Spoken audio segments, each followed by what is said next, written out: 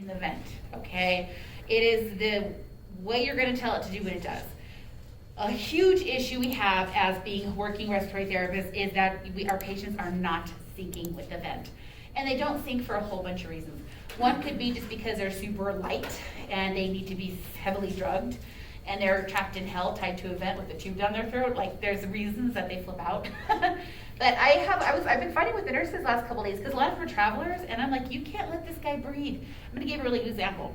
I got to work on Sunday, and I got told by the night therapist, an experienced therapist, that the patient was doing fine on pressure support, which is a spontaneous mode, but with a pressure support at 15, that's a lot, okay? I walked into the room, and he's setting the vent off the whole time she's talking to me, and I go check on him. He's only breathing a tidal volume of about 150, so that's not even barely dead space, breathing 50 times a minute to make that happen. And I look at her, she goes, yeah, just take him off the vent so he'll shut up. I'm like, whoa, whoa, whoa, whoa. We have a reason that he's breathing like a monster, we need to find it. So I asked the nurse to give him a little bit of Ativan to peel him off the roof. That worked for about 5 seconds. Didn't work. So I started changing the vent around, because I'm like, obviously he's starving for air, he's not getting enough. So I messed with a bunch of stuff, changed everything all around. Finally wound up in a mode that's called SIMV, which nobody uses in the ICU anymore, and then I had to defend myself to both the pulmonologist and my charge therapist who thought I was nuts. And I'm like, look, I have been in this room for an hour. We have tried drugging him. The only mode he likes is SIMV. Had no explanation for it, it was the one he liked. But he was just extremely uncomfortable, and as soon as I flipped him over, he did great the whole rest of the day. It was crazy, crazy, crazy. But yeah, just because somebody's setting off the event does not mean you further them to a trial of a collar trial because they're not. I was like, no. And she came back that night because I gave a report to her that same night. She goes, oh, did he do well on his collar trial? I'm like, well, we never got that far. And I had to explain it to her, and she's looking at me like I'm stupid. I'm like, you know what? Just because it's an old mode doesn't mean it's not a good mode. Okay. So by putting him on SIMV, was that because he still needed a little bit of support when he was trying to breathe on his own? That's right. And I actually put him in full volume control, the mode you guys played with last week, and he went absolutely bananas. He flipped out on volume control. Like, he started breath stacking immediately because he wanted to have more breaths, but he didn't have the flexibility to change the size of breath. And it kept trying to give him those mandatory, and he was only set at like 400 ml tidal volume. He's a big guy. So the extra breaths were like 400, 400, 400, 400, and he was totally asynchronous, fighting the ventilator big time. Is this a COVID patient? He is COVID, yeah. So what we're going to talk about is look at the modes and why a particular mode might be better for a patient and not, to prevent asynchrony. And again, half the time I mess with the vent for an hour and I'm still going to the nurse for drugs. I'm like, we got to knock him down. He's helping way too much. We got to stop it. So we're going to talk about why asynchrony is bad, and then discuss control variables that affect the appropriate patient-ventilator interaction. That's what we call it. Once we set the ventilator up, circuits on it, we hook everybody up, we put the patient on the vent, okay? That's called connecting the patient, what else do they call it on the boards? I have to find the term for it. There's this really odd term that they use. Committing the patient to the ventilator. And Dr. O talks about it like that too, so committing the patient to the ventilator means you're hooking them up. That's it. But what am I going to do to make that as easy and comfortable for the patient as I can? They have to be able to tolerate what we're doing, because the more they fight, remember in our other class we talked about nutrition status, the more work or breathing they're doing, they're just using up what energy they have. So we don't want that. So we're going to look at asynchronies and how they happen with mechanical ventilation, how we can fix it, and then try to fix it with the vent. Can I cure it with the ventilator before I have to drug my patient? Yes, there are times that patients still need medications, but you also can fix a lot of this by playing with subtleties on these ventilators. Remember, they are smart, microprocessor controlled. We have ways to change things to make it better for the patient, and we're going to get to that. Okay. One of those things we can use is something called rise time. Rise time affects the flow. Okay, rise time affects flow, which inadvertently can mess with your eye time. Remember on the servo eye, I walked to that station with you guys and I turned up the rise time, and what happened to the flow? Do you remember? It was a little tiny window where minute volume and IDA ratio was that, yeah, exactly. So when I tweaked the eye time, I turned up the eye time, I got more flow. The servo does not have a flow button that I can hit and set to something, but it has a rise time that I can use instead. Okay. So there are some newer modes of ventilation that are kind of snazzy. that are coming out to really help with that asynchrony.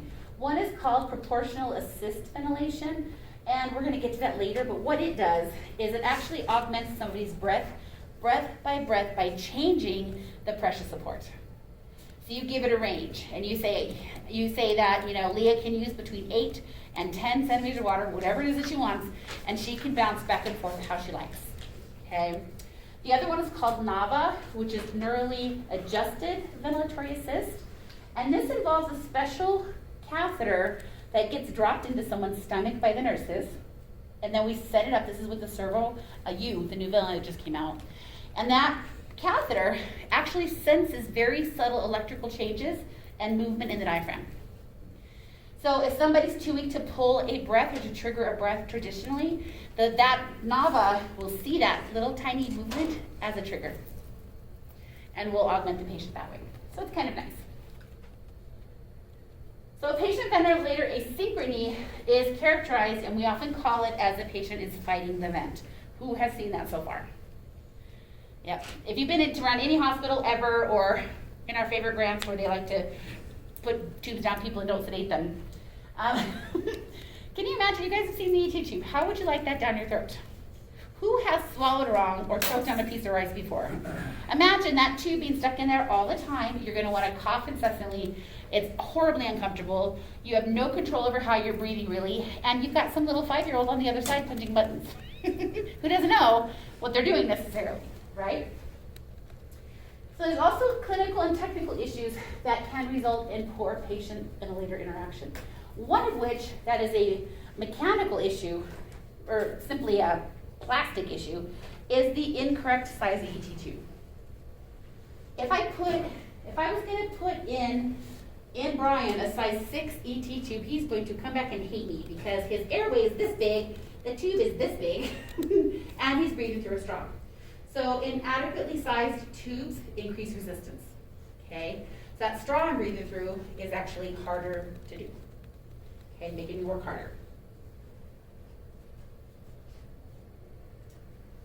So when we are in a controlled mode of ventilation, remember there's 2 types, volume and pressure control, right?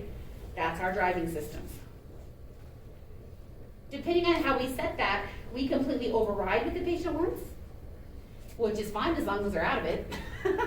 If they wake up though, and I have got you underventilated, because you all sit here right now breathing about 500 mLs tidal volume. But on a vent, because I'm trying to protect you, I'm going to go with the 6 ml per kilo range, right? Which means you might be set, Kiara's going to be set at 300 as a tidal volume. She may not like that. She might be used to doing something a little different. So that's something else to take into consideration. So during assisted patient-triggered ventilation or partial ventilatory support, the patient and the ventilator have to interact. And that should make you go duh, right? The patients are not always completely paralyzed. They are not always completely sedated. In fact, daily we wake people up on purpose to see if their brains are still there, okay? So that process of being trapped in a nightmare where you're asleep, and then somebody tries to wake you up, and you have to wake up and play nicely and not rip out all your tubes, okay? But what's the first thing they go for? I told you about the lady with the chicken bone one time, right? We had to intubate this lady at Loveless for, she went into flash pulmonary edema to heart failure. And she came down, got intubated right away. Well, then we gave her a bunch of Lasix. She was on positive pressure. She turned around in like 4 hours. She was great. And she woke right up. She was like, I'm awake. And next thing I know, her vent's going off. And I come in and she's holding her ET tube. Totally gone. She's holding it. And we all run there. We're like, honey, are you okay? Of course, I assessed her, put oxygen on her, stuff like that, shut the vent off. And I'm like, are you okay? And she goes, girl, there was a chicken bone stuck in there and I had to get it. That's what she equated that tube to. So she was holding on to it. She goes, you see, it's right.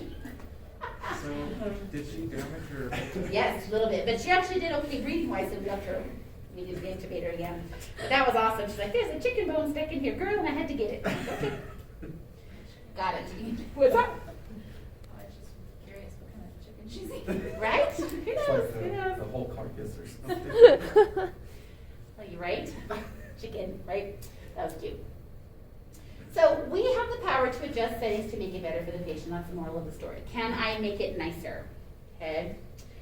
So our patient-ventilator interaction is defined and refers to patient comfort, We have to consider their work of breathing and synchrony during the ventilator-assisted breaths. Because remember, if you're totally mandatory ventilation, I'm just shoving breaths at you. You're taking them, you're sleeping, I'm doing all the work for you, and that is to rest you, right? I want you comfortable, and I'm doing all the work so that you can rest and get better. But once we start sharing the work, that's when the asynchronies happen, okay? So ventilatory support should be initially adjusted to minimize work of breathing and to allow the ventilatory muscles to rest. So remember, from a board perspective, they don't care what mode you pick, as long as you can give a full minute ventilation. So as long as you're guaranteeing a tidal volume and you're guaranteeing a rate, the mode is irrelevant, okay? But anybody that you have paralyzed to intubate, right, they can't be on a spontaneous mode. So nobody who's newly tubed, newly put on a ventilator, can be on a spontaneous mode, right? They won't breathe. So some other things we have to worry about, if we are making them work too hard, then they wind up with more diaphragm dysfunction, they get fatigued quicker, they have more muscle atrophy. I don't know if I told you this before, but even a paralyzed patient for just one day, one 24-hour period, loses a huge chunk of the ability to use their diaphragm. Think about these COVID patients. Not only are they paralyzed, they're paralyzed for days, for weeks, for proning, unproning. They are totally paralyzed. And, you're just taking them as they're human, and there's a bunch of us flipping them over, but, we did this yesterday, and the person's arm was like way torqued out, all weird. And I looked at my senior, who was going to go, you need to fix that. And I'm like, you can't leave it like that because you're going to cause issues. And one of our doctors who had gotten COVID in the beginning, Dr. Kim, there was actually a huge write-up on him in the city. He almost died more than once. Got trached, went to Kindred, went to rehab, the whole mess. It's been a year and he's still not right. And a lot of what's happened to him is because of proning and positioning and how we manipulated his neck and his shoulders. He's got a lot of issues now with his upper arms, and he can't do the finite work he used to do in the cath lab anymore. But he lived. Do they tear ligaments or something like that? I mean, think about it. If I'm a cop and I'm trying to arrest you, what's the first thing I'm going to do? Come up and grab your arm and stuff it behind your back, right? Mine don't do that. Mine don't do that. You do that to me, you're going to tear out my ligaments and cause all kinds of trouble. So when we flip a patient, because remember, they are dead weight, out, not doing anything, whatever position you leave them in, that's how those ligaments are going to stay. So yeah, it's not good. So why do we care? Poor interaction with the patient in the ventilator causes a lot of bad news. Very, very bad news for the patient. Hemodynamically, the ventilatory pattern can change. Gas exchange are all adversely related because of fighting the vent, okay? Now, those of you who've seen somebody fight the vent, how did it get corrected? If you were talking about that. I think they ended up sedating them all. Yeah. Drug my happy butt. I don't want to know what planet I'm on. I don't even want to know that I'm a human. It doesn't matter. I don't want to know anything until you have to wake me up, and I promise I'll try to play nice. I can't even say I will, but I'll try. You got to keep the patients comfortable. Most causes of poor patient-ventilator interaction are rather short in duration, so it can be quick, come and go. But they also could be coming from something terrible that's happening to the patient. So a patient might be calm and comfortable, all of a sudden they throw a pneumonia, okay? Or they throw a PE, or they go into bronchospasm, or they have flash pulmonary edema, or something weird that's happening physiologically within the chest that needs to alert you to a problem, okay? It's not just them freaking out. There's a huge reason they're freaking out. You need to find it, okay? Asynchrony can be very subtle or blatantly obvious, right? And in our COVID patients, because their lungs are hamburger, they throw a lot of pneumos. And they might be fine, and then all of a sudden they are so not fine, like you've never seen anything like it. So asynchrony has been associated with increased length of stay in the ICU and mechanical ventilation needs, increased need for tracheostomy, increase in ICU and hospital mortality. So it's all bad. Just being asynchronous can lead to more death, need for trachs, longer stays, poor outcomes. Okay. So when we are looking at a patient, and you guys already know, you don't just walk into your room, jot a bunch of numbers down, and you bail, right?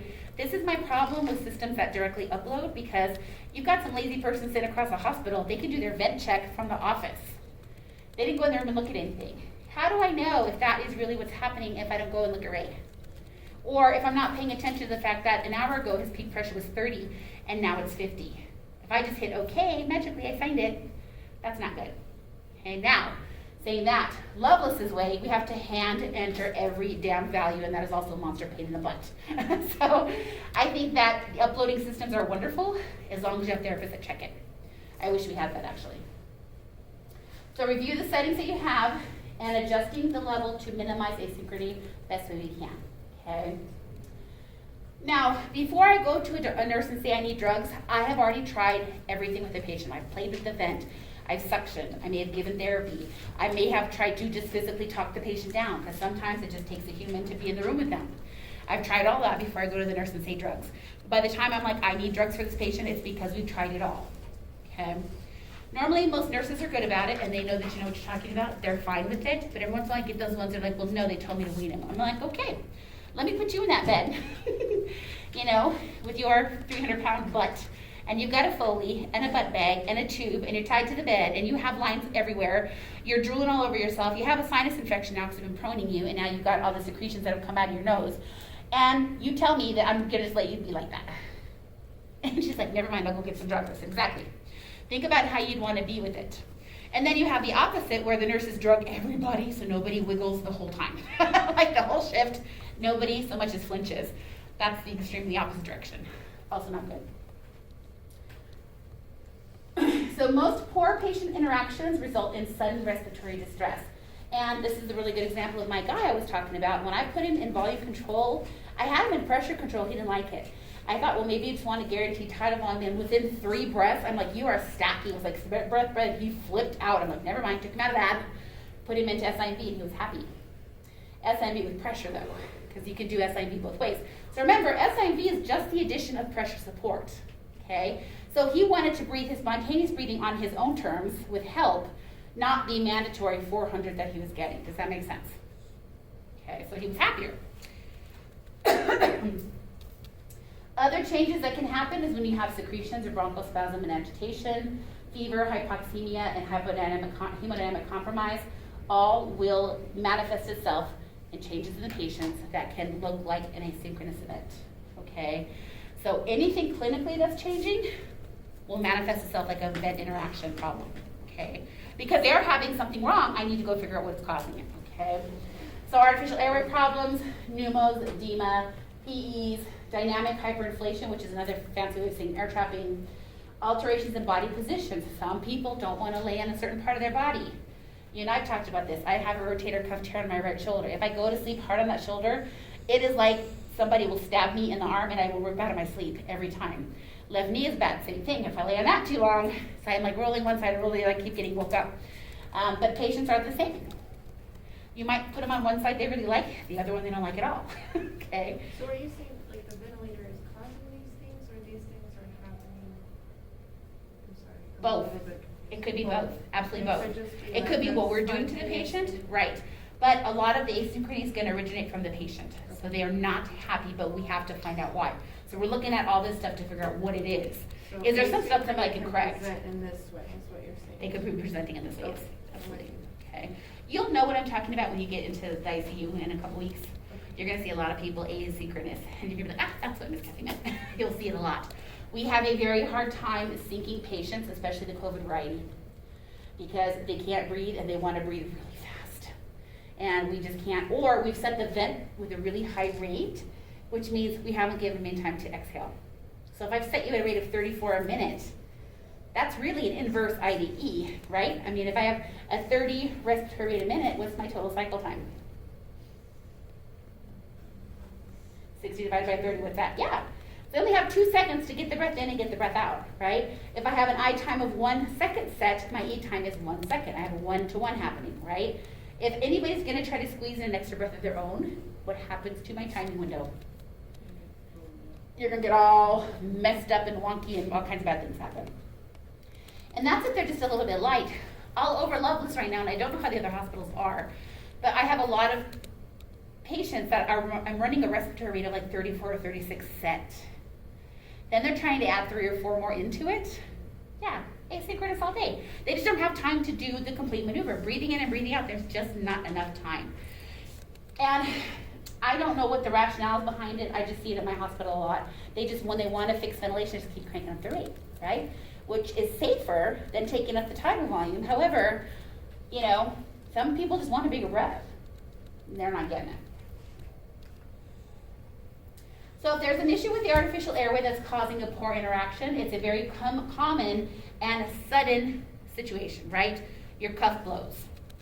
You have mucus that's moved into the tube and you've got a plug now of some sort, okay? The patient's biting on the tube. Sometimes they bite on them, not realizing they're cutting off their own air supply. And you have to go tell them, stop chewing. We have to figure out what's happening, okay? We also have to worry about that biofilm. So remember old school days, I told you we used to go in and lavage everybody with a whole bunch of saline and we would suck it back out, right? Every time we suction, we would lavage. Well, we realized there's a layer of biofilm all over the inside of that plastic tube. So every time I drag the catheter through it, I'm taking that in there. If I lavage, I'm washing it all in there. So there has to be some limitations with how much saline you just automatically drop down a tube. We just have to worry about that.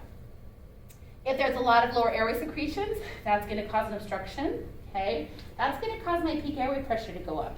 Remember I showed you in the lab, I get to that limit, right? If I get close to that limit, what happens to my breath size? If I set you at 500 and it's taking 30 centimeters of water to get there, but now it's taking 40 because I've got a bunch of mucus, what happens once I hit 40?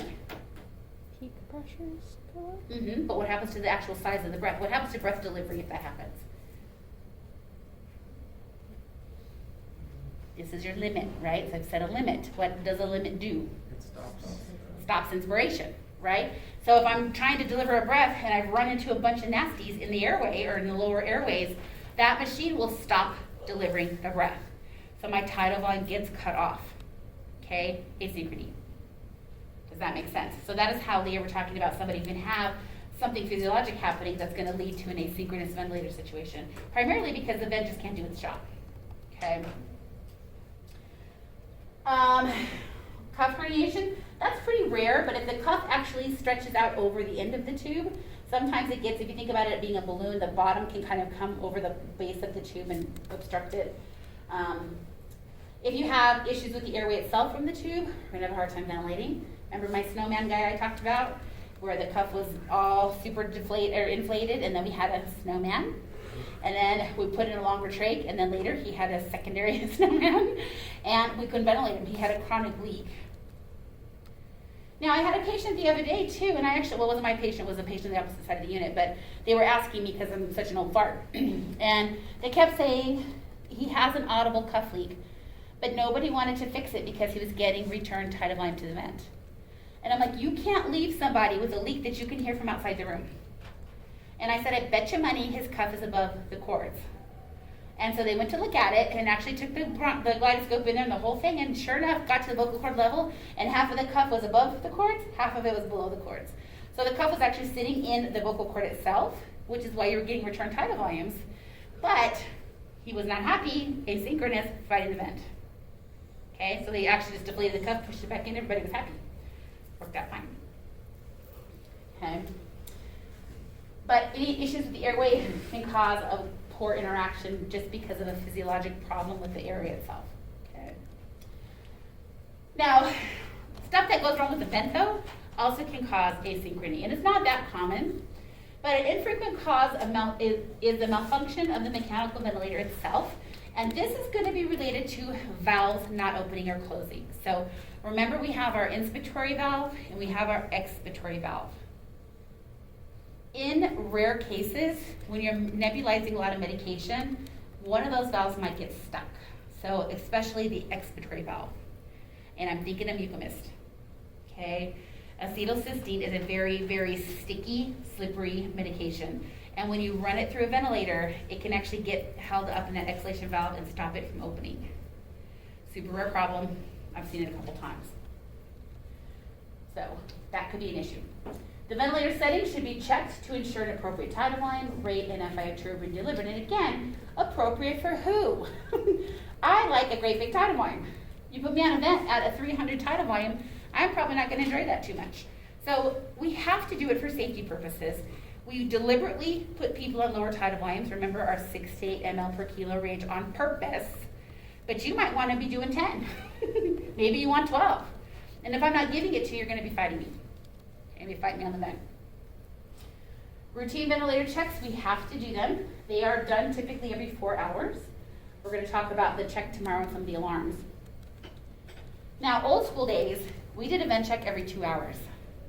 So if you had a unit full of 8 ventilators, you were doing 8 ventilator checks with your assessments and that, and you would start right back over. So it would take you like 4 hours or like hours to do that, and then you get done, have to start all over. So by the time you finished your checks, you were literally starting back over every 2 hours. Pain in the booty. So we did it every 4 hours now, which is not to say you're not in somebody's room more than that. Very rarely is it where I go do my check at 8, I see them at 12, and I see them at 4, and that's it. That almost never happens because they're setting the vent off, they need suctioning, they need airway help, they want something. You know, all the trick people at levels right now have figured out if they disconnect themselves, people come running. That's a kinder trick, they learn that very quickly. Rip themselves on the vent, people come running.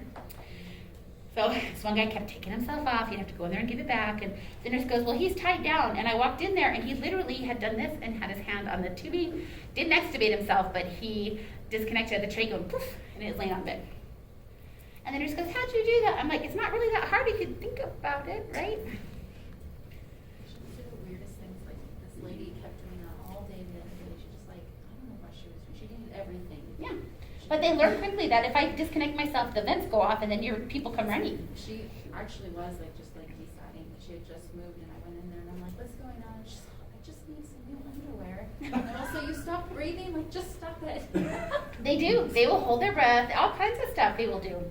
They'll do crazy stuff to get your attention. So anyway, we want appropriate settings, and we tell you for the boards what the boards want. You may do something different at the hospital. That is okay. Okay? You're going to have to learn how to do it here in town so you get a job and they don't look at you like you're crazy. But the boards are very specific about how they want you to do this, so that is what I'm going to teach you. Okay? If you have an issue, this last statement here is very important for the boards. Okay, highlight that. If you suspect a problem with the ventilator itself, the first thing you need to do is take them off and bag them. That allows for a physical interaction between you and the patient, okay? You guys know, have you ever bagged somebody that's hard to bag? You know what that feels like, right? Or even in 210, when I had you bag and I included the ET tube, how you couldn't deliver the breath, that tells you something's really wrong, okay? If I take them off the vent and I bag them up and they look perfect, well then it's a ventilator problem. I might have to pull my vent and get a different one. And for that guy yesterday who was asynchronous all over the place, I'm like, what is wrong with this vent? Because he was stacking so many breaths that every third breath was reading a 0. And the ventilator took that as a vent disconnect. So it was alarming, disconnect, disconnect, disconnect. We kept checking it, everything's put together. I'm like, what the heck? And that's what was happening. He was stack, stack, stack. That third stack had no volume. He didn't like it. Okay, so that is asynchrony. Big issue, lots of problems for your test. Did I already post a study guide? I can't remember. I get ahead of myself. It looks like you did, but we can't open it. Okay. I'm going to make sure I'm going to go through it again today. We guys are on break just to make sure it's proper. But one of the things I want you to be aware of is asynchrony. Why is it bad? How do we try to mitigate it? Okay, that's what you need to know for this little part we just talked about. And I'll fix it while you guys are on break. Questions about any of that? So once you see a patient who's super asynchronous, it will stay with you forever. Like, you will know what it's like. And I just want you for one moment to put yourself as that patient in the bed. How would you feel if you were stuck breathing through a straw and nobody in the room gave a crap? Right? Because I'm telling you guys, you're going to see it. If you haven't seen it already, you will. Where nurses are sitting out there goofing off and they don't care that this guy sat in 90, but it's because he's breathing 50 times a minute to keep up. Okay, minute ventilation, you have to have a certain amount of minute ventilation. Your body will compensate and tell you to breathe faster in order to do so. That's not right. Okay, that's not the way it should be done. Okay, so let's talk about modes. And again, what did you guys think of the mode video that you watched? It's pretty good, huh? Yeah. It explains things really nicely. The rest of you, I want you to watch it. If you haven't seen it yet, make sure you watch it. You don't have to submit notes. It's just a really nice video. And in fact, I recommend you just have it on your phone so you can look at it whenever. But modes. Again, a mode is just directions. Okay, I'm just telling the vent what I want it to do for the patient. Now, language is a problem. You're learning Japanese right now, so all these terms don't mean a lot right now, but they all are very similar. They're just designed by different machines, different companies. So VC plus, PRVC, same exact mode, okay? APRV, bi-level, bi-vent, all the same mode, different equipment, okay? Volume control versus ACVC, same stuff. All right, so you're gonna get the same parameter set no matter what they call it if the modes are the same. Does that make sense? Okay. So you already learned last week that we have a couple of different types of ways that we can deliver a breath, right? Controlled, assisted, spontaneous. That was on your quiz. You guys did very well with that. So a controlled ventilation, the patient has no say over what's happening. The ventilator is gonna move the gas in and out of the lungs based on what we told it to do. Okay, you're getting 400 mLs. You're gonna take it 15 times a minute. Sucks to be you. You must do this, okay? And this is very much old school. And in the olden days, when I started off, when I had to ride a dinosaur to get to the hospital, you had nothing else. It was simply controlled. You got a volume delivery so many times a minute. PEEP was external. You had FiO2. That was all. There was nothing fancy about any of that on that old Emerson or the MA1. You didn't have it, okay?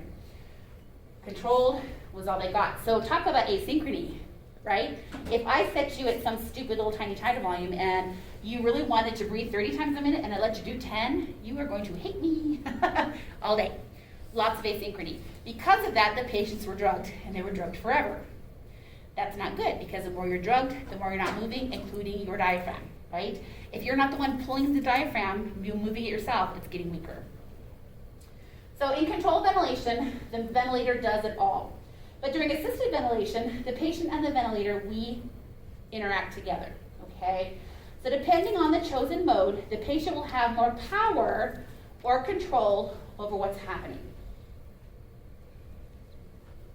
So the short version is the more mafia style stuff I do, the more asynchronous somebody's gonna be.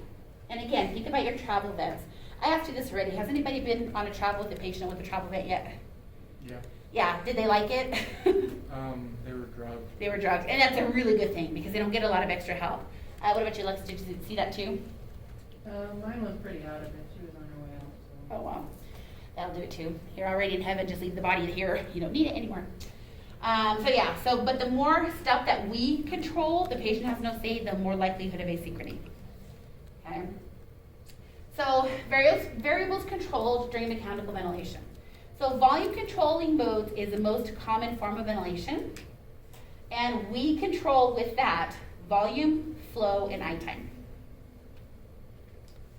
Now what this means by patient can control pressure, this is at Egan's. I don't like that sentence. Right here instead, write down, pressure is variable. Pressure is variable.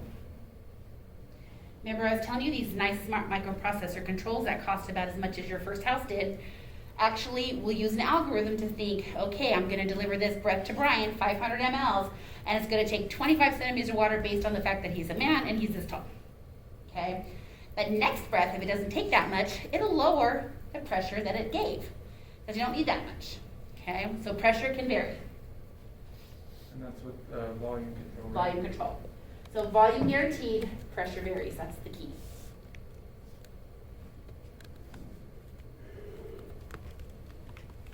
Now, because this is full-on, mafia-style ventilation, the risk for asynchrony is pretty good here. Because again, if I only let you have so many breaths, now new ventilators, as you noticed, because you practice in lab, I came around and showed each of you, you can get extra breaths in a full-on volume mode, right? They're just gonna be at that set volume. So you don't get to have different size breaths, but you can have more if you like, that's okay. Old school, you didn't get that, okay? Pressure control ventilation, the ventilator controls the pressure and time, and there is less likelihood of asynchrony because of that. So like I said, after Christmas, let's just take a really long break.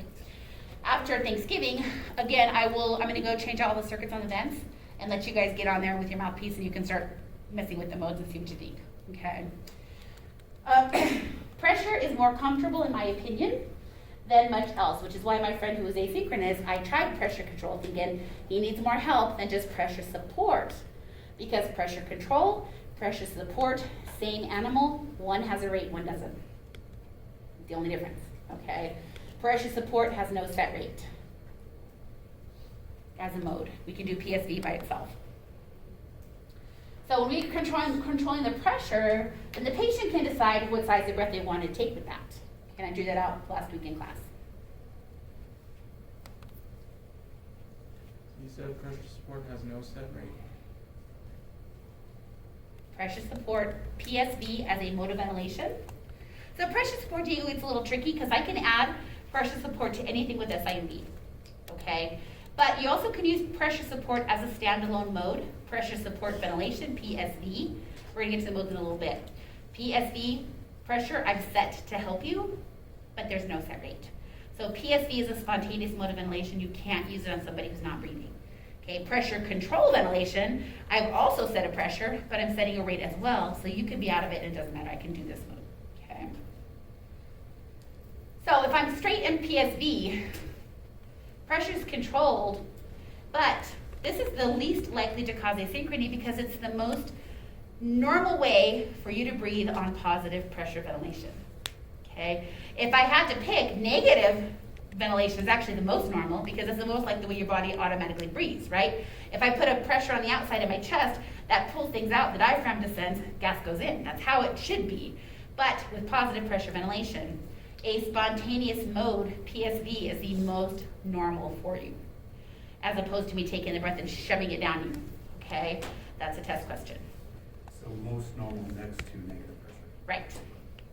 And spontaneously breathing. I mean, normal is you sitting over there and breathing by yourself. But, you know, so far as ventilation, negative is normal, more normal, and then the spontaneous pressure support is most normal in positive pressure.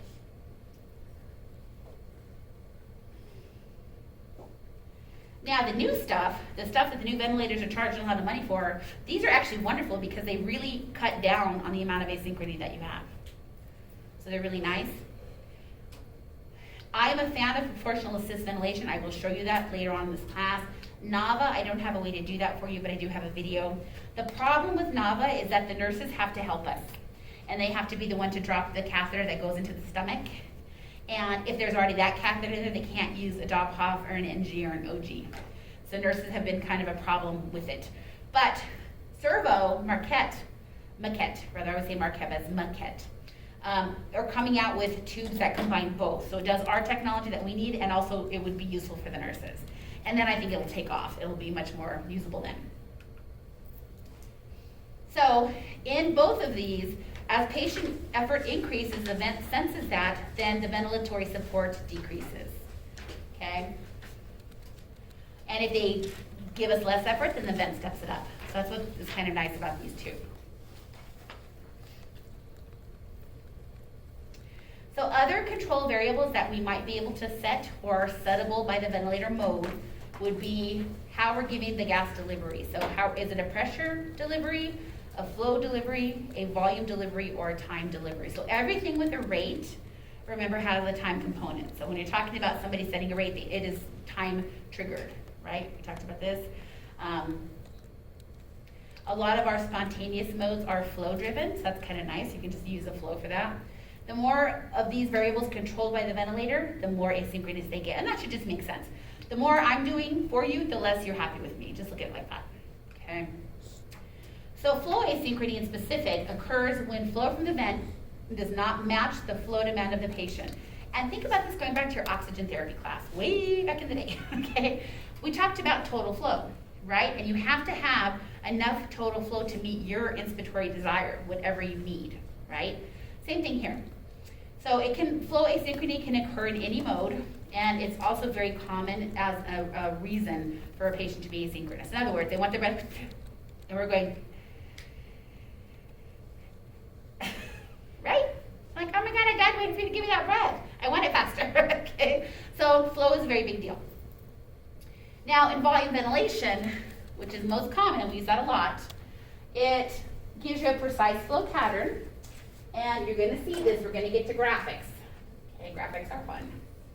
So a flow pattern in most modes looks something like this. Okay? Okay, and the size of this box can tell you something. So this might be a pretty reasonable flow, okay? But let's say I have a really short flow. Well, that's dreadful. That's all you get, okay? What if I have a monster flow and I didn't need that much? Okay, I don't need that much. Okay, it's not going to take this long to deliver this tidal volume. Does that make sense? So the pictures can tell you a lot. Okay, and also it can tell you if we have air trapping. We're going to get to the graphics later on. So when you have air trapping, my expiration does not allow me to get back to baseline before the next breath takes off. Does that make sense? This right here is air trapping all day. I have to fix it by adjusting my eye time or my flow. Okay, we're going to cover that later in graphics. So in pressure ventilation, you have less flow asynchrony, which is why I think pressure control is a little nicer mode. And like I said, I hope you guys all try it. I have a ton of filters, by the way, so you don't have to bring your old nasty filters from COVID days. I have more. And I want you to get on the vent to try it and just have your partner change some basic settings for you and see how you feel on the other side. Keeping in mind that you have a filter, you'll be able to move. The patients on the vent with the ET tube, cuff inflated, tied down, they don't have that opportunity. Okay. So flow asynchrony can be greatly improved in volume ventilation by increasing the amount of peak flow I have or decreasing the eye time, because what flow does, if I increase flow, write it down.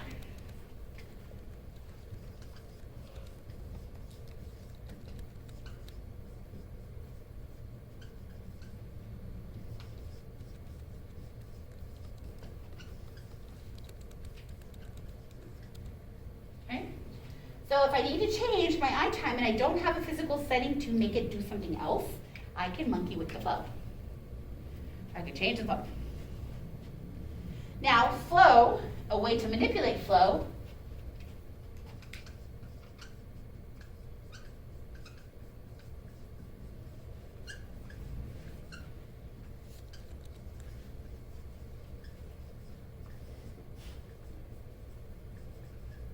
I can do that by manipulating the rise time. So as you have more labs after Thanksgiving, I'm going to want you to deliberately start messing with buttons. See if you can adjust the flow. See even if you can change the rise time. Watch what happens when you change that to your eye time or delivery. Okay?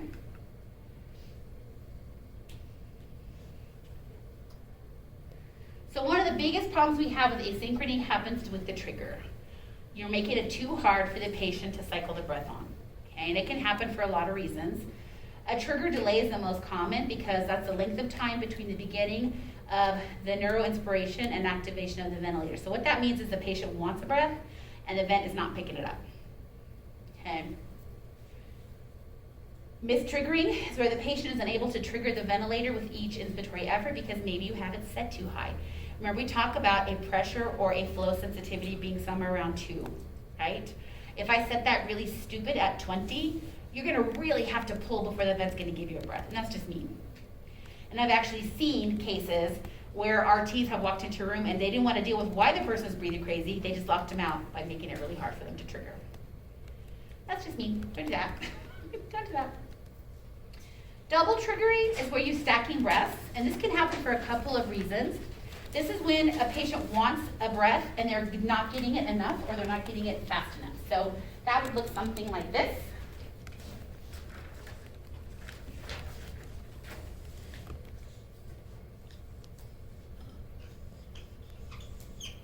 Okay, my normal breath. All of a sudden I'm getting a breath within a breath. Something weird's happening, okay? I'm stacking. And the more I stack, that's where the volumes get weird. And on my patient, that's why he was reading as a vent circuit disconnect because it was like stack, stack, stack. Well, this breath had no tidal volume. It was just, there was no more room, okay? So that can happen. Auto-triggering happens when the vent seems to go off by itself. Now, there's a really good reason for that. Water in the tubing. Water in the tubing will make it auto-trigger.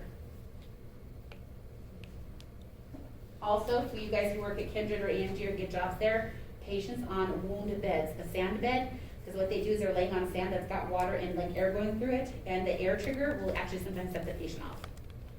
Okay?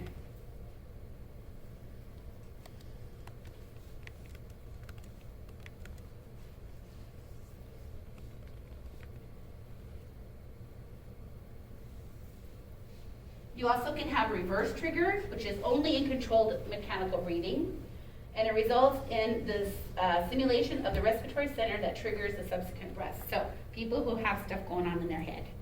Think about your people who have TBIs. You guys all talked about your case studies and that one girl that had trauma, right? You mess up your brain, it stops telling you how to do stuff or it does it wrong, right? So sometimes it's stacked for that reason.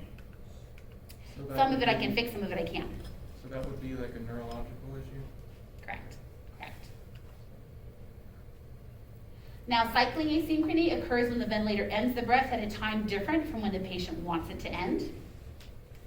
And it's mostly common in pressure control versus volume, but it can occur anywhere.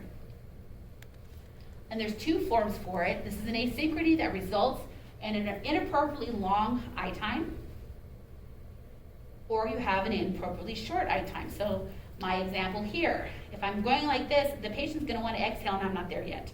Or if I go too short, it's like, where was my breath? I wanted more. Didn't get it. Okay. Mode asynchrony involves you having the control over the patient and they want control. Okay? So you've given them volume control ventilation with the tidal volume that you deem is appropriate. Well, they might want double that, for example. Or you set a rate that's only running at 10 and they really want 30, where they're gonna have to pull those extra 20 by themselves. And it becomes very uncomfortable. Not as likely to occur with PAV and NAVA, but it's still possible. Mode asynchrony occurs mostly with volume control, followed by pressure control, and last with pressure support, because pressure support is the nicest. It lets you have the most power. Like I said, hopefully after Thanksgiving, you guys will get on the vent and try it yourselves. So once again, we have different types of breath delivery. A mandatory breath, an assisted breath, and a spontaneous breath. So a mandatory breath is full on all ventilator. We told it to do it, it did it. An assisted breath is a combined effort because the patient asked for it, but they're getting the exact same style of breath. Okay, that's assisted. A spontaneous breath is where I get to decide what I want to do and how I want to do it using some helpful parameters like pressure support. Okay, so FiO2 is still there, PEEP is still there, but I'm not demanding that you have a rate and I'm not forcing you to have a certain tidal volume. Does that make sense?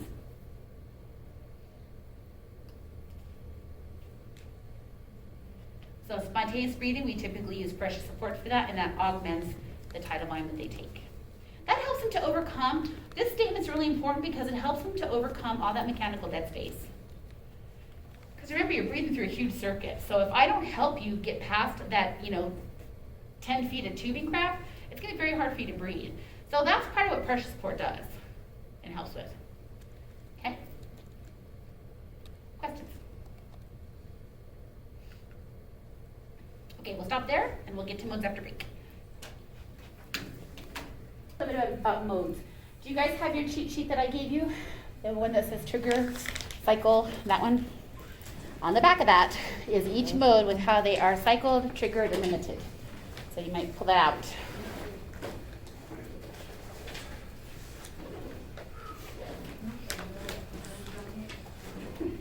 What's that? I said not with me, but I know where I can find it over. Is it this one? Yeah. So if you turn to the second page of that, it actually gives you all of that, how each one is set up. Okay? So again, a mode, you guys, is just directions. It's just, people get all hung up in the language and the different machines, you get all confused. It's very complicated. It doesn't have to be. So we have a lot of very general modes of ventilation. So you guys are already very familiar with volume control. Whether it says volume spelled out, like on the servo, or it's VC or ACVC, all the same stuff. What we're going to do next week is pressure control, in which case we're setting a driving pressure. So tidal volume is going to vary, but the pressure is going to be constant. SIMV just means we've added pressure support to anything. Any mode that has SIMV with it, we have the addition of pressure support. PRVC and VC+. PRVC stands for pressure regulated volume control. And it's a volume controlled mode, but it's also really sensitive to pressure. So if it doesn't need very much pressure to deliver the breath, it'll lower it for you. And VC plus is the same thing. So PRVC is on the servo, VC plus is on the 980. PSV, Did you say it was pressure reserve? pressure, here, pressure, what did I just say? Pressure regulator. Thank you, pressure, wow, that left, right, that just completely disappeared. Pressure regulated volume control. Thank you. You ever do that where you see the word in your head and it won't come out of your mouth? That's what I'm trying to say. You said that PRVC's on the servo? Yep, and VC plus is on the Puritan Bennett's, the 980. I think they also have VC, well, I don't know if they have VC plus on the Draeger. There's another mode that has it, another vent that has it. But when we do that one in a week or so, I will show you what that looks like on a vent, because that's the one in particular where, remember I set the alarm lower, I set the pressure, high pressure alarm lower than what was running for the patient, and we lost a bunch of volume. Remember that I showed you the guys on the station with the servo? Pressure support ventilation is a spontaneous mode where we're just setting a pressure support, there's no set rate. And you can actually run CPAP on a ventilator too as a standalone mode, okay? Oh. You guys can carry on.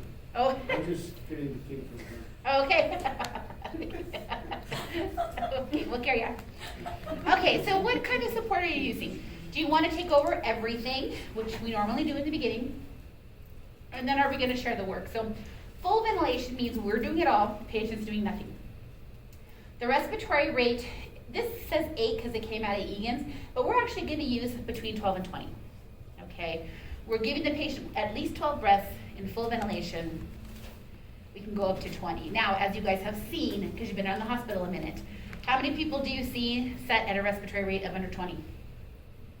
Never, right? All of our patients are really tachypnic on purpose. We breathe for them fast.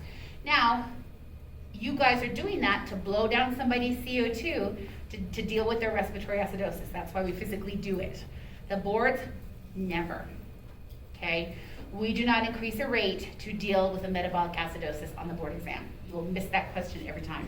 So if the CO2 is high, then they increase The rate. the rate. Yeah. Okay. She So- was trying to explain that to me the other day. I think she like messed it up in her head. Like, that doesn't make any sense. So we have two ways to correct it, and actually next week we're going to get into what we do to fix stuff with blood gases. But the way to think about a respiratory acidosis is that I have to increase minute ventilation. So I can do that by increasing tidal volume, which is preferred as long as I'm within my safety range, or I take up the rate, okay?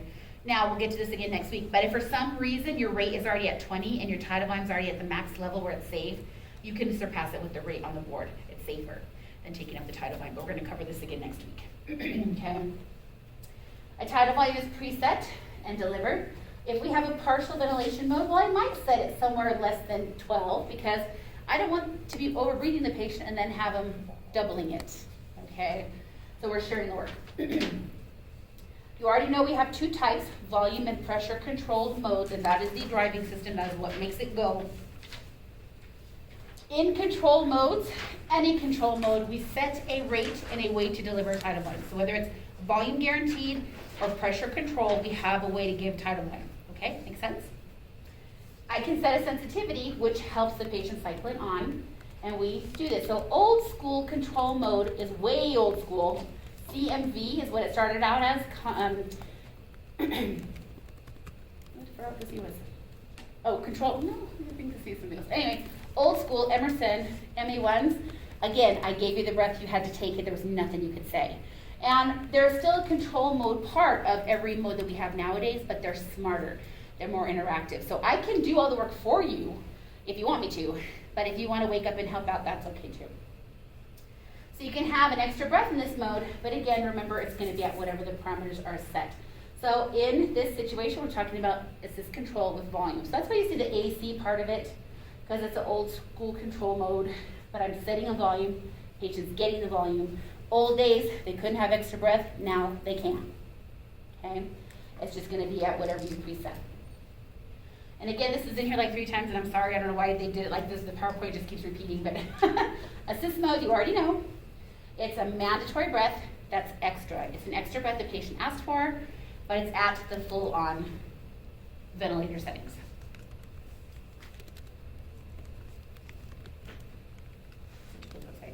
Okay, so last week we learned about volume control. And if you look at your little cheat sheet, Diego, how is volume control triggered? Let's do this one. It's patient or time trigger? Okay?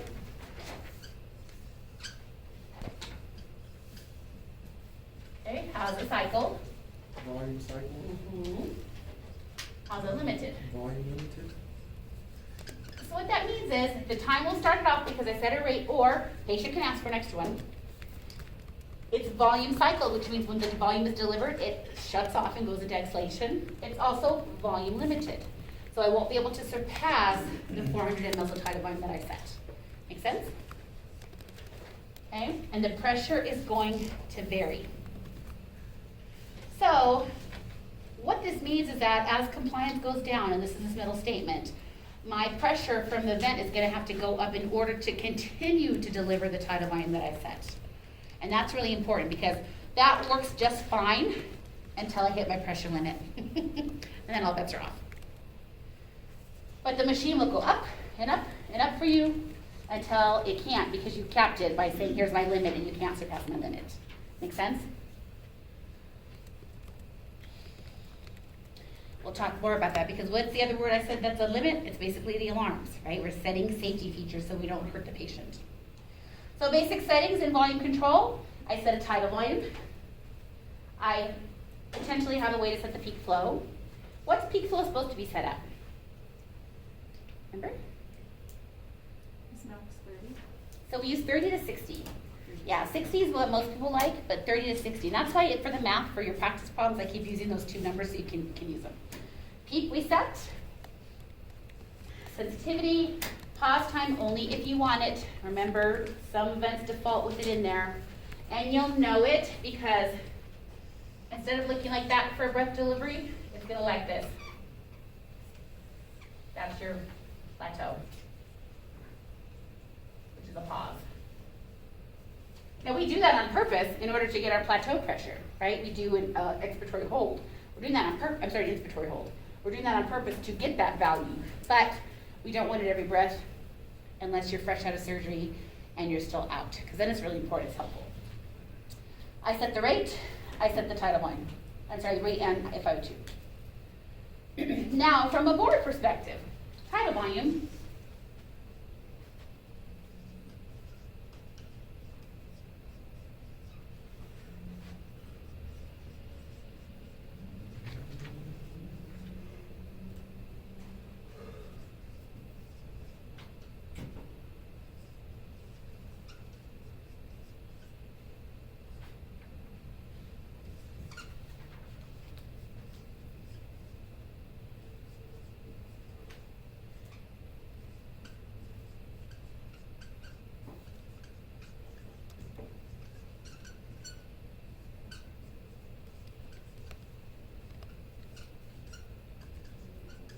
like extra squeaky today.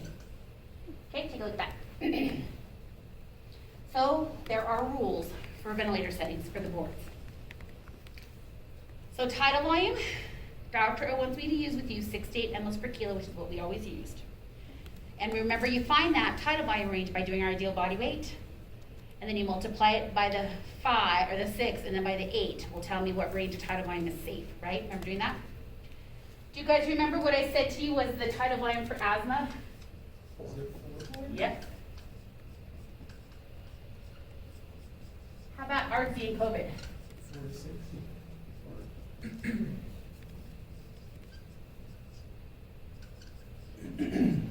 That is a test question, you just answered.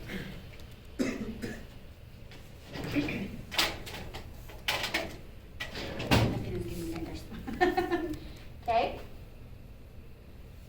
So I use my ideal body weight and I multiply it by the low range and then the high range to get my tidal volume range.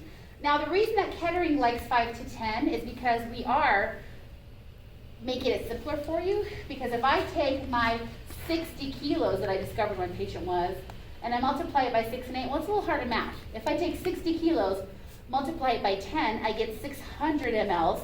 Half that bad boy got 300 to do the math. Took me a second. as opposed to doing it on paper and I have to figure out that 60 times 8 is something, 60 times 6 is something. They're very close, as you can tell, right? If I use 60 kilos, okay?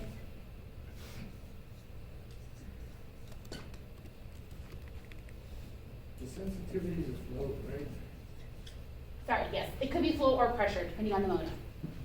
Okay. So the ranges are pretty similar. You're not really, it's not all that crazy different. But if you use 8, 8's kind of smack dab in the middle of both. So 8's pretty safe. But from the board purposes, math is simpler if you use the Kettering model, but Dr. O is going to specifically have you 6 to 8 mLs per kilo, because that is how your practice exams are set up in here. We don't want you to mess up, okay? So PEEP, if I know that they're already on CPAP before I vented them, I keep match it, okay? But if I don't know, I'm going to use 2 to 6 centimeters of water. That's my range to start. Once you start giving PEEPs at 10, that's considered therapeutic PEEP. We're actually doing something on purpose to help you. We're trying to blow open those alveoli, get them pop back open, get rid of the atelectasis, make life better. Sensitivity can be a flow or pressure trigger, usually around 2 or 3. I am not a fan of a pause time in there. Dr. O likes it. It usually is 0.4 seconds if you're going to go there.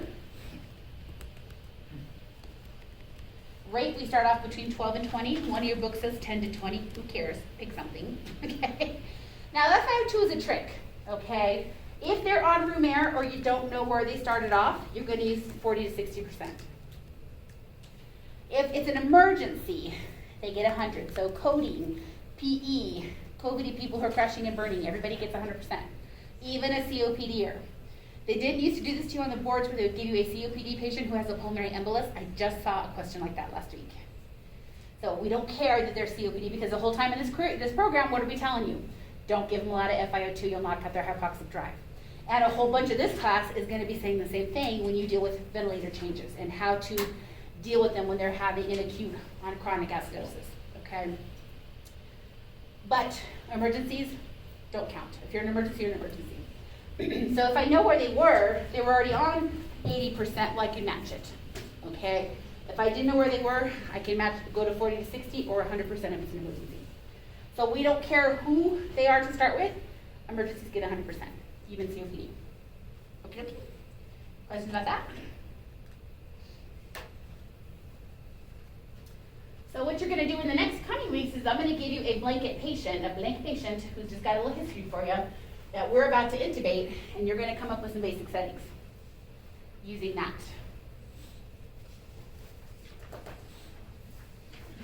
Now the mode we're going to learn about next week is called pressure control. And we are setting a pressure. So Mr. Diego, if you would be so kind as to tell us how it is triggered, cycled, and limited. Patient or time triggered, pressure cycle, pressure limited, pressure constant, and volume varies.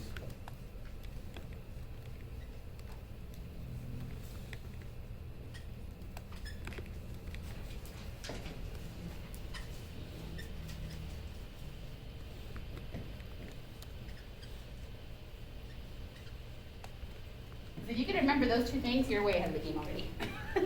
And it'll make more sense when you're looking at rotations, okay?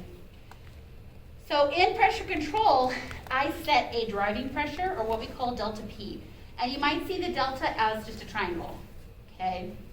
Or change in pressure is what the triangle pressure is. Most people who give report in this mode say patients in pressure control delta P 26. I like to add with return tidal volumes of blah, because I want them to know that yes, I acknowledge I got them in pressure control, but I'm actually getting decent tidal volumes. Because in pressure control, I'm still targeting the tidal volume that I need. Okay, I'm just using pressure to do it. Now, pressure control is a mode that we use to ventilate stiff lungs. And from a board perspective, that's exactly what they want you to do. Okay, so if you have a patient who's been in volume ventilation,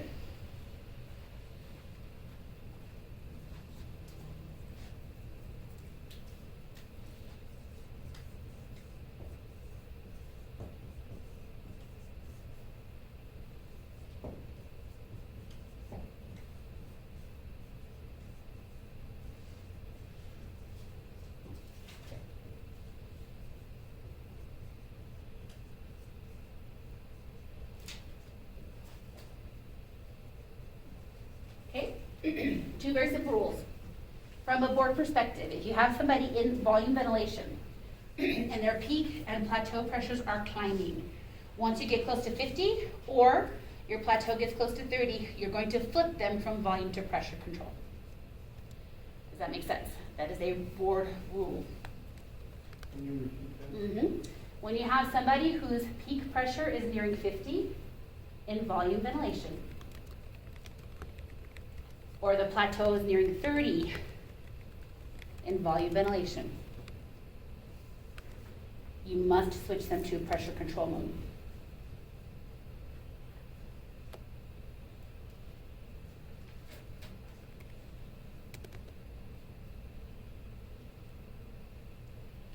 Okay, can you do it one more time? Yes. So in volume ventilation, if the peak pressure nears 50 or the plateau nears 30, you must switch to pressure control ventilation. That's because their lung compliance is going down. so- Correct. Yes, ma'am. Would that cause a pneumo? If we keep going in volume ventilation, it could. Yeah, so pressure's safer. Now, the bummer with pressure control is that if my compliance starts to decrease, I only have a certain amount of pressure to work with. So my tidal volume that might have been beautiful this morning, as compliance starts to deteriorate, my tidal volumes are gonna go down. Does that make sense? And that was a trick I had to do where you were squeezing the test line in pressure control and you lost half the volume. That's what I was illustrating for you. So factors that affect tidal volume is decreasing compliance or increasing resistance. Decreasing compliance or increasing resistance affect tidal volume in pressure control.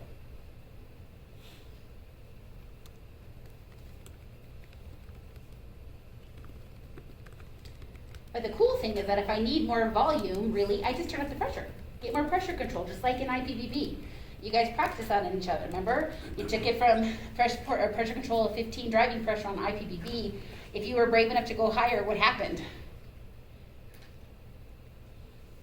Did you get a bigger breath? Right? Did you guys do IPBB or were you out of here then? Yeah. The last 2 years are a blur. I don't know who started off at home. I don't know who started off. The class below you is really struggling because their whole first semester was online at home. So people who had kids, and you know what that was like. You just had to roll downstairs and get on TV. Now it's like, nope, get up, get your kids situated, get them somewhere, get here on time. You know, and then they have appointments and they have school, and it's a whole different shift now. And here you go. Here's what I just said. Okay, so highlight the slide if you missed it. This is exceptionally important. Now, the boards used to say if it's greater than 50 or greater than 30, I have noticed on the new version of the test, you just have to get close. It could be 48 and 28. But you'll know that close to you guys because you're gonna get a whole bunch of ventilator data and the blood gases are perfect. Those are the only two things that are gonna be a problem. That's the key to switch it over. Everything else is fine, patient's ventilating fine. And they try to trick you because you're like, well, this gas is fine. It's something to maintain settings. Well, that's not it. It's a pressure situation that's coming. You need to pay attention to it. Okay. So we have ACPC, fine, and we also have SIV with pressure control. And all that means is we gave it pressure support. Whoopie-doo. Now, bless you. SIMV in a pressure control setting to me is kind of silly. Bless you. Because what am I setting? What is the SIMV part of it? I've set pressure support. Pressure and pressure, pressure and pressure, pressure. What the hell? What's the difference? Unless I set them differently, right? If I set the pressure control at 15 and I set the pressure support at 10, well, what that means is those spontaneous breaths are only at a pressure support of 10. When the patient could be using 15 if they were just left alone in pressure control, right? So SIMV in a pressure control mode to me is kind of silly, but don't set them the same because otherwise there's no point. You'll see that a lot. Can you say that again, please? Yes, so in pressure control, I set a driving pressure, delta P, and a rate, right? When you add SIMV to it, all that means is I add in pressure support. So I have another way to deliver pressure, but on a spontaneous breath. So whereas straight pressure control, Diego, they're gonna get the extra breath at the basic pressure control you set. So if I set 15, they're getting 15, getting 15, getting 15. But if I add pressure support with SIMV, then I can set that at a different level altogether. And then I could have 15, 15, 15. But what if I set this at 10, next breath's at 10, 10, 15, 15. So they're bouncing around. And to me, that's why I think it's kind of silly. Because why do you need them breathing extra in a pressure control if it's a pressure control help? All it does is give them some control over how fast they go. They can change the rate, basically. What's gonna cause it to switch between that, like 10 and 15? So it knows. There is something called the SIMV timing window, and your ventilator book explains this a whole lot better than I do. And Dr. O explains it better too, but it's gonna look for you to take a breath. Okay? So if I'm supposed to take a breath in, let's just say 3 seconds, whatever it is, it's gonna look for me to do that. And it's gonna go down the window to see if I do. If I initiate my own breath, I'm gonna get one, and this one will move over. Okay, so that breath that's supposed to happen during this time is gonna scoot down. Okay, because I interrupted, I took my own breath. Does that make sense? So if you're looking at it like this could be the pressure supported breath of 15. This is my pressure supported breath of 10. This is spontaneous, because it's extra. This is mandatory by the machine. That make help, or did I just make it worse? she's got that, I don't know what you just said on your face. Can you try it again? Yeah. Okay.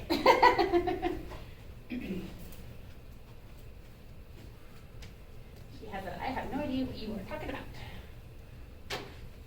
Okay, so in pressure control ventilation.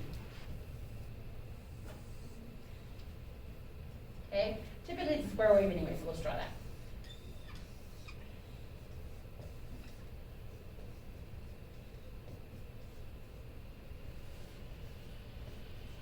Okay, so I've got a mandatory machine breath in pressure control by itself.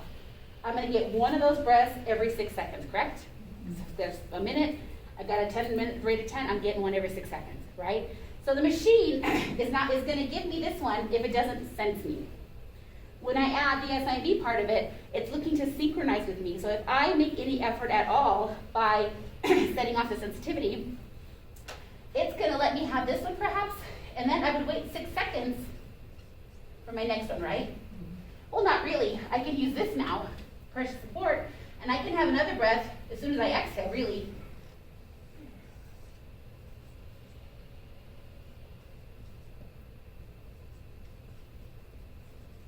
So if I have that set at a different level of pressure, this breath, this 6 second breath is not going to happen because I butted in.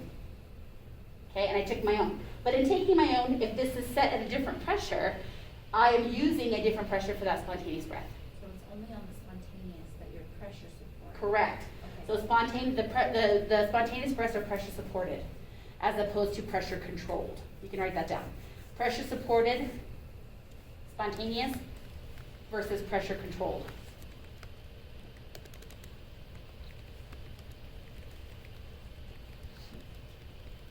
So the theory behind it is that this is technically, the SIV part of this is what they consider a weaning modality, right? Because I can go from helping you to you helping yourself, to helping you to helping yourself, okay?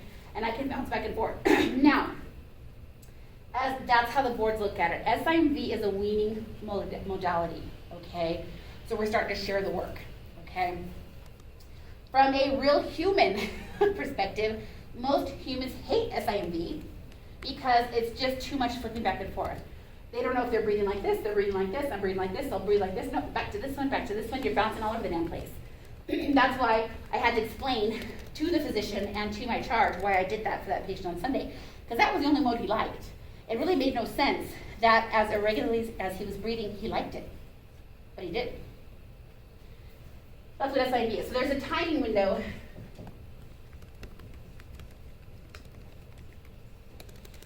And I think it's like a second or a second and a half, something it waits to see if you're going to jump in. And if you don't, then it'll give you that machine breath it's supposed to. But if you jump in, it will still shove these 10 breaths in here because it has to. You told it to. But sometimes they can kind of be right on top of each other. So if this was, let's say it's only 4 seconds now later, I can get another machine breath right here. Okay, so I could have some close breaths bumping on top of each other. And that's where real humans may or may not like it because it's too much too quick. Does that make sense? Whereas in volume control, I can have all the extra breaths I want to, but they're gonna look the same breath. So in this one, your waveform will look different, right? It could look different, yeah. So on a pressure supported breath, typically, it's gonna be more like a this, or it could even be like a that.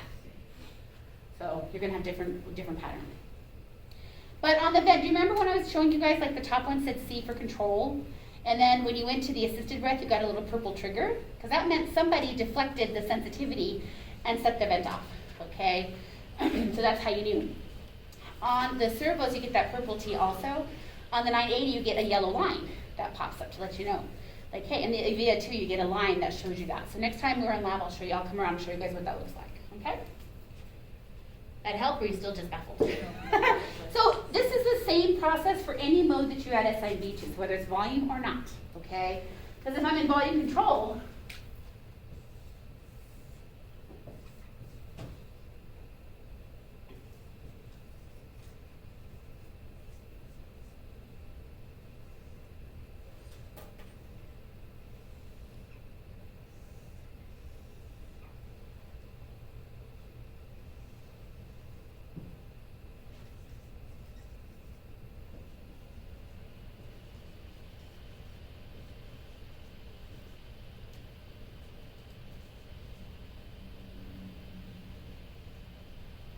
okay? So machine breath. I asked for an extra one, and instead of getting just an assisted breath, right? And in fact, on the ventilator, it would call this one an assisted breath. Because it's mandatory, and then whoops, here you are, you asked for an extra one, but it looks just like the first one I had, okay?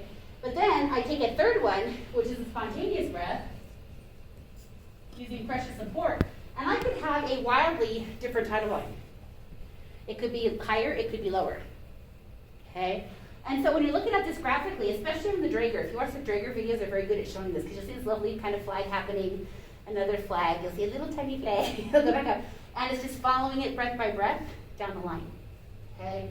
But either way, I'm gonna get the notification, this is mandatory, and assisted and spontaneous, and it would look like a C, an A, and an S for control, okay? Make sense? Me, you good? Did you go to sleep about an hour ago? No, I just, no. It'll be I better. think- Yeah, I think it's just a lot at once. Yeah, it's a lot at once. It's a lot at once. But you're gonna. This will make so much more sense. Quick, it's just not clicking yet. It's okay. It'll make sense on when you have the lab for it. It just So, starts using next door. Yeah. I'm just a little confused. So the volume control SIMV, you're getting that tidal volume guarantee, right? So with the spontaneous, with the pressure support, why is it 300? Well, it could be larger actually. And the crazy part is sometimes when patients use pressure support of 10, they actually get a bigger breath than what's not what's set. I just use that as to show it could be a difference. Okay, so there's no cap on that? So they're using for this breath that 10 of pressure support, and it's whatever you feel like doing with 10 of pressure support. If you love it, you suck in a big huge breath, happy day. Okay, so You also could take a little tiny breath because that's all you feel like doing. Does that make sense? So I'm guaranteed volume, I'm guaranteed pressure here, but not volume. okay, so that's kind of like a little break. for your- Well, it's to work the patient in theory, and so they're still breathing they're breathing to help you, Right. right? Help the person running the vent. But I get all these regular machine breaths too. So however many times I've set this as a rate, if I've got 15 a minute happening, every 4 seconds you get one of these. Doesn't mean I can't shove something in the middle, okay? But on these different breaths, that's actually a pressure supported breath, and that is the key to SIMV. But in this case, if the patient's taking a spontaneous breath, that's gonna take precedence over. It will. Now, it won't cancel this out, but what it will do is move the timing window down. So whereas I might have had 4 seconds, I should have had 4 seconds, I really hit 3 and got a spontaneous breath, well, now it'll dump it to 4 seconds. Does that make sense? Makes more So- sense, yeah.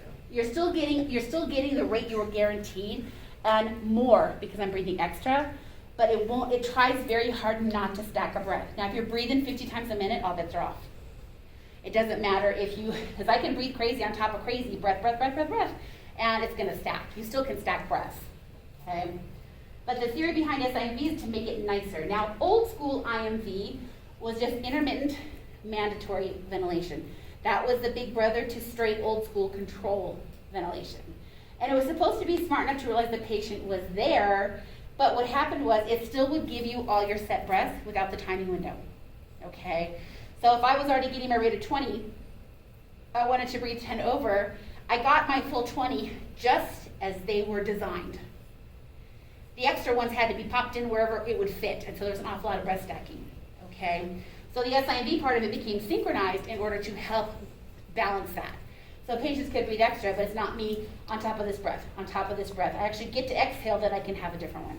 So on SIMV, can the patient take over the work of breathing completely? Well, you're still gonna have a base rate. Yeah. So it won't let them breathe over when you have it set on? No, I mean, if I've set it 10 over here, I'm still getting at least 10, but you can breathe over that all day. You can breathe 30 if you want to. But those 20 are gonna be pressure supportive breaths. Make sense? Okay. Yeah, it will. We're gonna play the SIV in the week following next.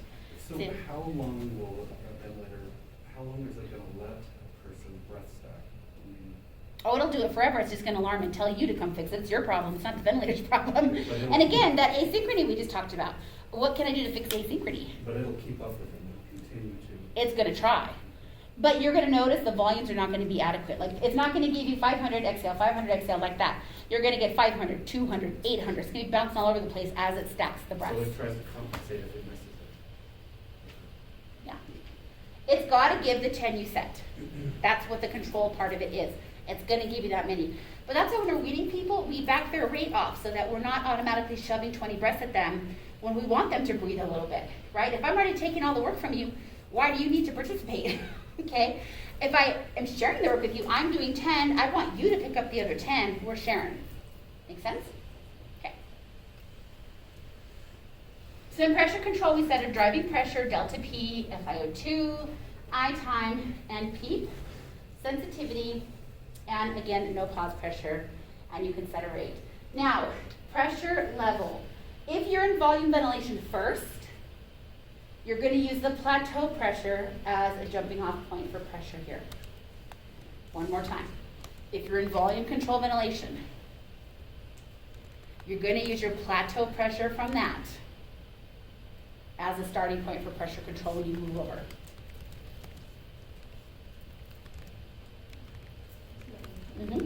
If you're in volume ventilation, you can use your plateau pressure as your starting point when you switch to pressure control.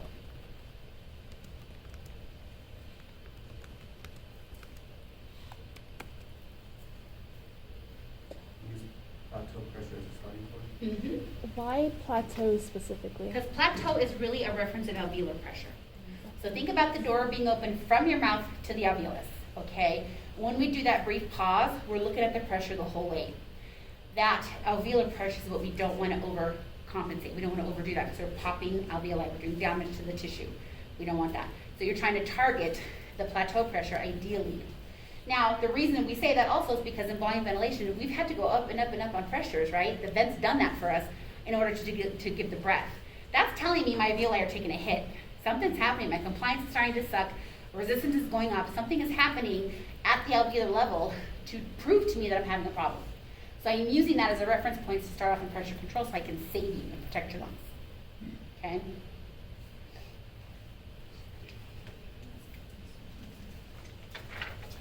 Do you also have your cheat sheet, because I made a lot of cheat sheets for this class. The one that looks like this, that is the basic settings and alarms when you start off a vent. Okay? Not with me, but yes. What's that?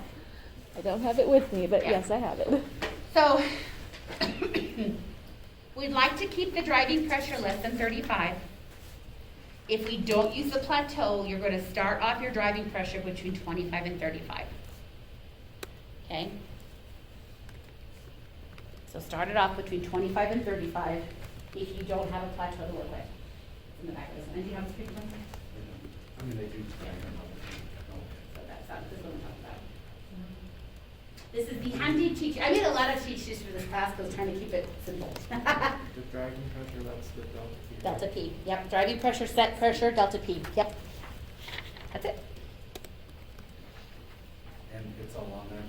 what you're talking Yeah, so this particular cheat sheet is how you're gonna set up initiate ventilation for the boards.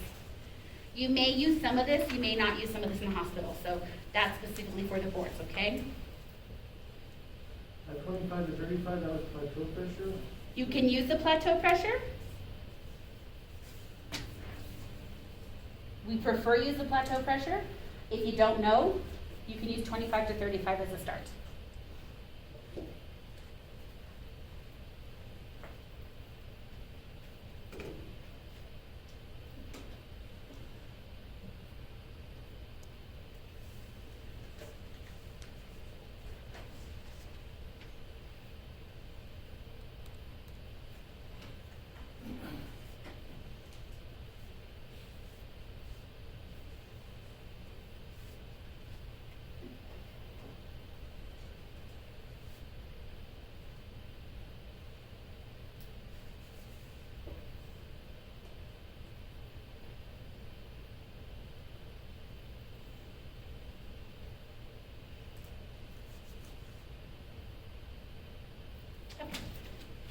Does that make sense? So between volume and pressure, our two most basic control methods. This is what we're doing, okay?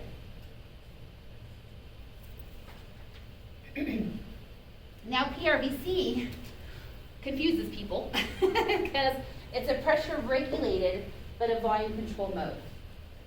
Now you also can add SIMB to this, which is the addition of pressure support as well, okay? I need to find a marker that doesn't suck.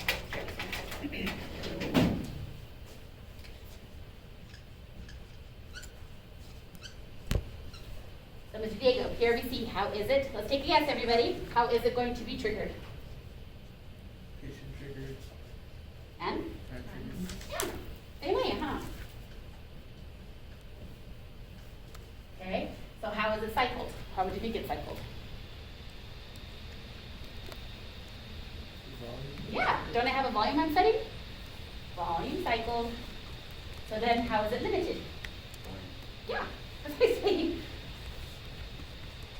They would say this to me in school and I'm like, that is Chinese. I don't understand what it is. But really, it's the same. It's the same. Anywhere I'm guaranteeing ventilation, it's the same. It just might be a slightly different limit based on how the breath is delivered. Okay? So is tidal volume going to be constant? Yes. Of course, yep.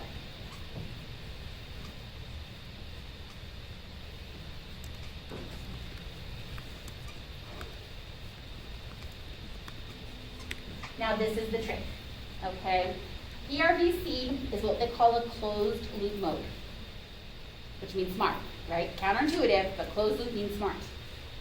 The ventilator will adjust inspiratory pressure if lung characteristics change, okay? Now, Miss Kathy, wait a minute. Doesn't that happen over here? Didn't I say that the machine will take up volume to some degree as it needs to deliver, it'll take up pressure to some degree as it needs to deliver this volume? I said that, right? I said it was also limited. If we set the alarm limit stupid, it might not give the whole breath. I said that too, didn't I? So what's so special about this? It's interactive on a breath-by-breath basis,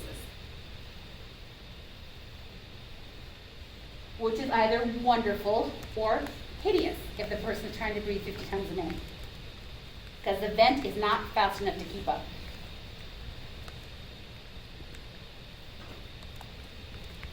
So this mode is incredibly awesome if you're breathing like a normal person and you want to have some control over how you're doing it.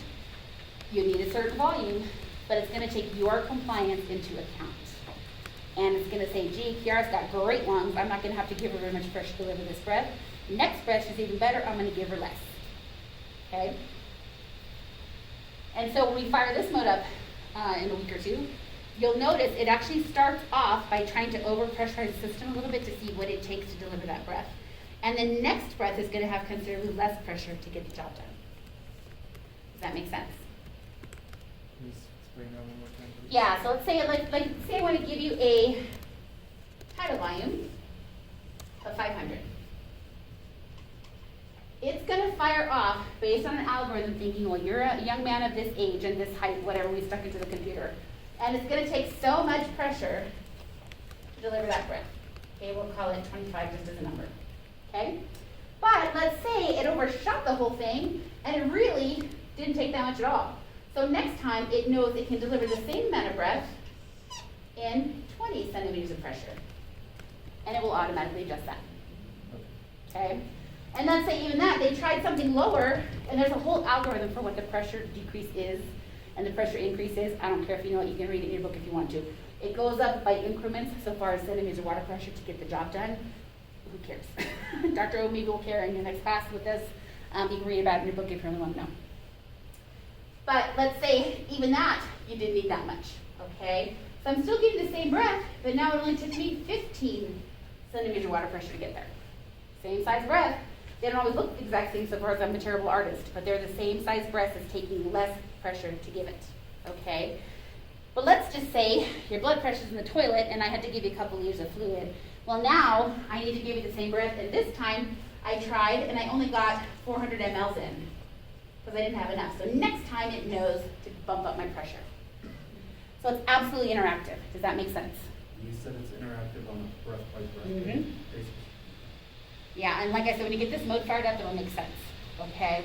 Now, like I said, that's amazing unless I'm trying to breathe a bunch of times a minute, because it needs me to get the breath in and out and think about it for a split second before the next breath starts. If I'm breathing like a freight train, it doesn't have time to keep up. And you wind up with a lot of stacking and a lot of really weird graphics because it can't keep up with the patient. At Loveless, I fight this battle because the doctors really love a VC plus, and they put it on everybody, but you have people who are really under-sedated, and then their graphics are all stupid, and they end up asynchronousing it, which is exactly what this mode is supposed to help avoid. But really, it's a safety feature because it's going to give you the least amount of pressure it has to get that breath to you. Does that make sense? And that is why PRVC differs from straight-on volume control. Okay? Ah, my dyslexia keeps telling you guys doing the same thing.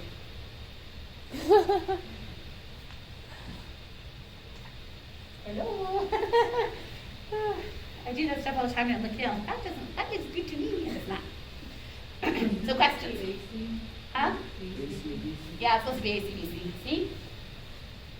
I noticed earlier, but I You thought. should have told me something very I thought careful. you would think I was an asshole. if No. I do not think you are that kind of person. Do I think you're a little sassy sometimes? Yes, but I can handle it. Sass I can deal with. I've been married forever, I can deal with sass. All right, so the SIMV part of it, which screws everybody up, okay? It's these same three modes with pressure support, end of story, okay? Do not get all sucked down the rabbit hole of, well, SIMV with ACVC, SIMV PC, SIMV with PRVC, ugh, yuck, who cares? It's just the addition of pressure support, okay? So you can either have a volume or pressure control variable basic mode, and then you throw some pressure support into it. That is all SIMV is.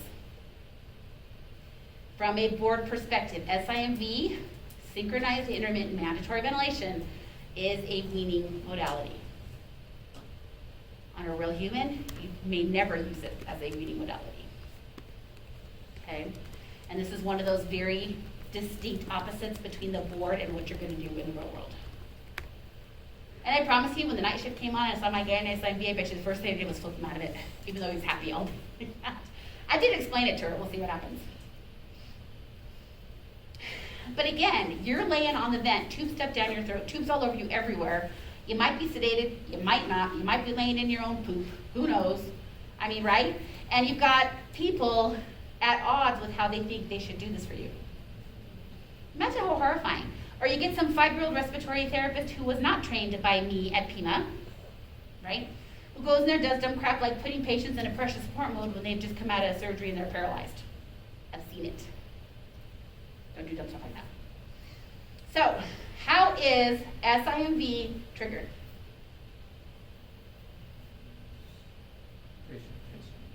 Patient or time, yeah. I mean, I have a human, I have a rate. They're always, if you have a rate, you have a time trigger, always, okay?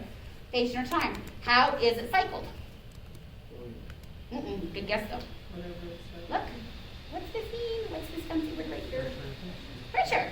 Those spontaneous breaths are pressure-supported breaths. So in that moment where they're using SIMV, it is actually a pressure-cycled breath. Here's the trick. They go right back to breathing wherever they started off, then it becomes this again. So they're flipping back and forth. Okay? So the correct answer for that is that if it's a spontaneous breath, it's a pressure cycled breath. If it's a volume control SIMV, the mandatory breath is a volume cycled breath. Does that make sense? The patient can go back and forth, which is why it's supposed to be for weaning. But also why it could be hideous for the patient because you're getting mandatory breath, little help, mandatory breath, little help, right? And the patients can be very asynchronous with this. You guys look confused. Does that make sense to you? I'm not making this stuff up, I promise. I might not always be able to write it on the board or get it out of my mouth, but I know what I'm talking about. So, one more time. Okay? SIMV is just the addition of pressure support. So when this breath is happening, this is a pressure supported breath. Okay? That is a pressure cycled breath. Pressures hit, they exhale. They go right back to the volume control part of it. This is a volume cycled breath. Okay? Hit the volume, they cycle off. That help? Leah, you're just So shaking doesn't your head at me. doesn't that still mean that it's both pressure and volume cycled then? Individually for each breath. So you don't list it as a whole because it's not. But it can, it's gonna certainly have both components depending on the breath you're in. Okay? So if you look at your cheat sheet, what does it say?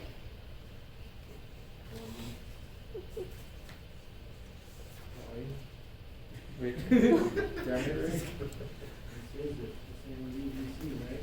So volume control. Yeah. But the spontaneous breaths are not volume. They're pressure supported. Is there an SIMV PC? Yeah. Like you can do that.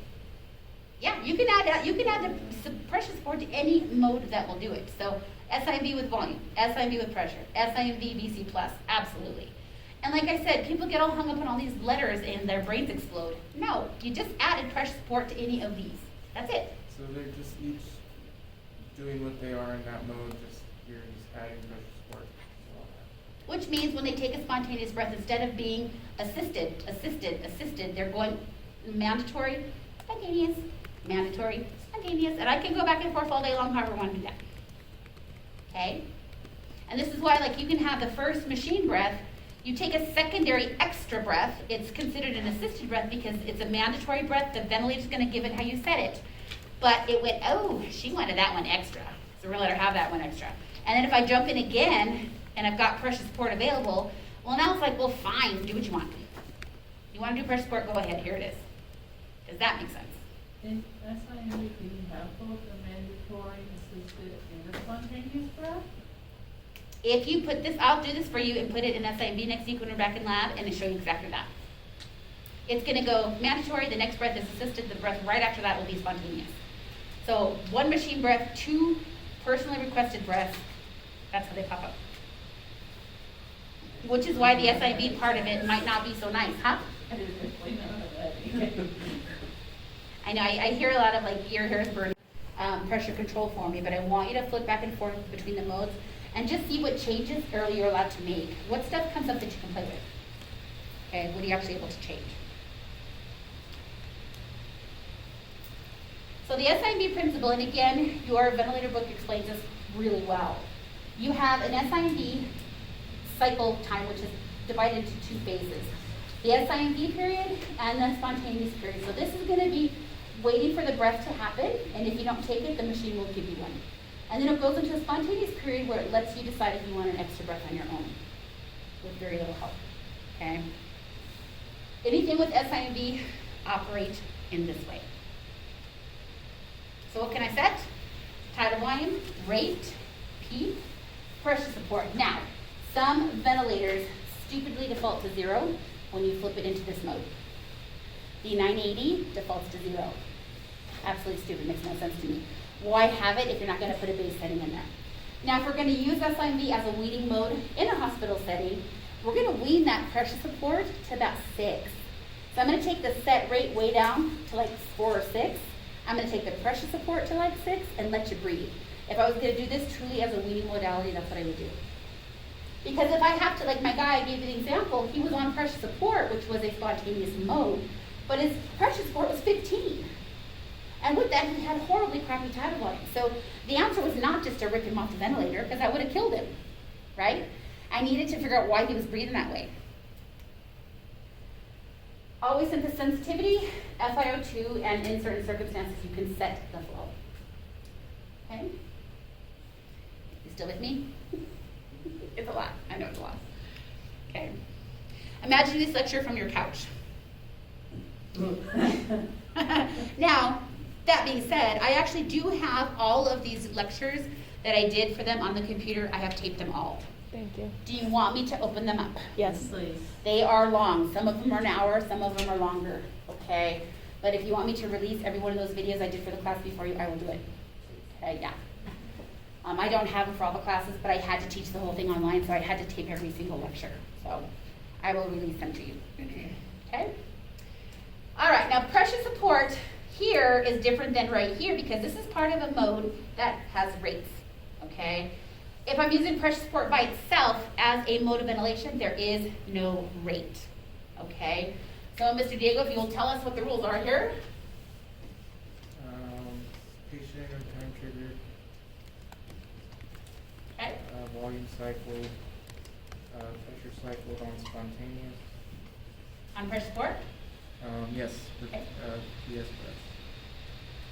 what was last one, sorry? Which one? With pressure support breaths. Volume limited, mandatory breath. Okay, you're still reading the one about SID. Oh my God. Yeah. Sorry. Go over heavy. So this is that's all true for the SID part of it, that's everything we just talked about. So that's what we were saying about, now I exploded Diego's brain, we're in bad shape Yeah. now. Is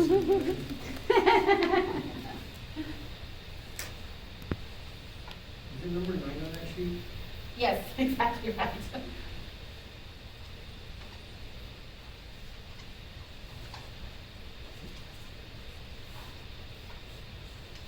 Pressure support has a flow limit. If I made your big brain explode, we're in trouble. It's not that great.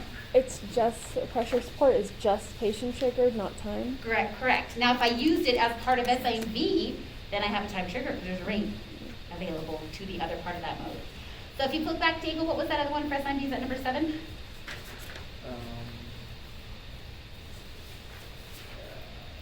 No, I was reading number 4.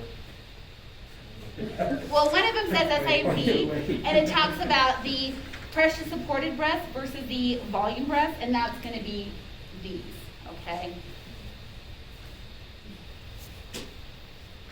So, can I put this on somebody who just rolled out of the OR paralyzed? No. Please don't. I watched a 5-year-old from another college I won't mention do exactly that. Vent screaming. Because what their